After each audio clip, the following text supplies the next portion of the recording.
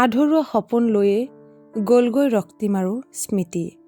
হয় বন্ধু বান্ধৱীসকল, শিৱৰাত্ৰিৰ দিনটোতে যোৰহাটত তীব্ৰবেগী বাছৰ খুন্দাত থিতাতে প্ৰাণ গ'ল দুগৰাকী স্কুটি আৰোহীৰ।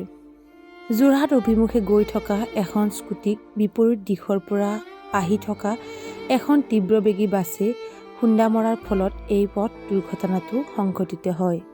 পথ দুৰ্ঘটনাটোৰ ফলত স্কুটিত অহা ৰক্তিম বৰা আৰু স্মৃতিৰেখা বৰা নামৰ লোক দুগৰাকীৰ কৰুণ মৃত্যু হয়। স্মৃতিৰেখা আৰু ৰক্তিমৰ সপোন পূৰণ নহ'ল। মঙলবাৰে শিৱ পূজা উপলক্ষে শিৱ মন্দিৰলৈ পূজা কৰিবলৈ গৈ উভতি অহাৰ পথত এক পথ দুৰ্ঘটনাত নিহত হ'ল দুয়োৰে আঘোণত আঙুঠি পিন্ধোৱা পৰ্ব অনুষ্ঠিত হৈছিল আৰু বহাগত বিয়াৰ দিন পৰিছিল। এই দুৰ্ঘটনাটোত এতিয়া শোকৰ ছাপ পেলাইছে যোৰহাট আৰু গোলাঘাটত। ভগৱানৰ ওচৰত প্ৰাৰ্থনা কৰিছোঁ দুয়োগৰাকীৰ আত্মা যাতে চিৰশান্তি লাভ কৰে।